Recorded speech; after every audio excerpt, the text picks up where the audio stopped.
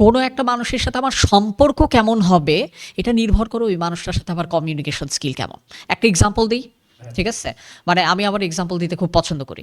মনে করেন আপনার প্রতিষ্ঠানের ভেতরে 2টা এমপ্লয়ি আছে, 2টা এমপ্লয়ি আপনার মনে করেন কিছু একটা অনিয়ম করছে, কিছু একটা চুরি করছে, দুইজনই ধরা খাইছে, দুইজনে আপনার সামনে বসে আছে।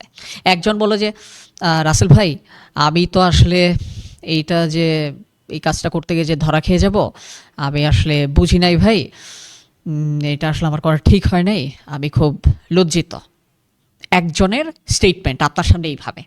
আরেকজন এইভাবে বললো যে রাসেল ভাই, এটা আসলে আমার ভুল হয়ে গেছে, আপনি যদি পারেন আমাকে ক্ষমা করে দিয়েন, আমি আর সেকেন্ড টাইম এটা রিপিট করব না। আর যদি পারেন আমাকে একটু অ্যাকসেপ্ট করেন, কারণ আমি অনেক কিছু শিখছি এই প্রতিষ্ঠান থেকে, আমি চাই এই প্রতিষ্ঠানে কিছু দিতে।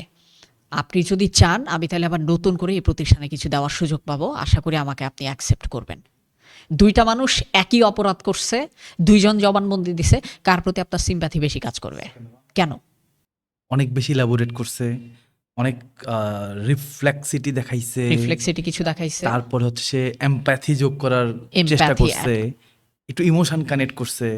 নর্মাল একটা জিনিস। দুজনই ক্রাইম করছে, আপনি ভুলে যাচ্ছেন। রাইট রাইট দুইজনই ক্রাইম করছে। আমি দেখেন, আমি শুরুর কনটেক্সটে বলছি, দুইজনই আপনার রক্ত মাংস পানি করে করা এই কি বলবো, এই প্রতিষ্ঠানের জিনিসপত্র নষ্ট করছে, ফাইন্যান্সিয়াল লস করছে, বাট একজনের প্রতি আপনার সিম্প্যাথি কাজ করতেছে জাস্ট বিকজ তার কমিউনিকেশন স্কিলের উপরে।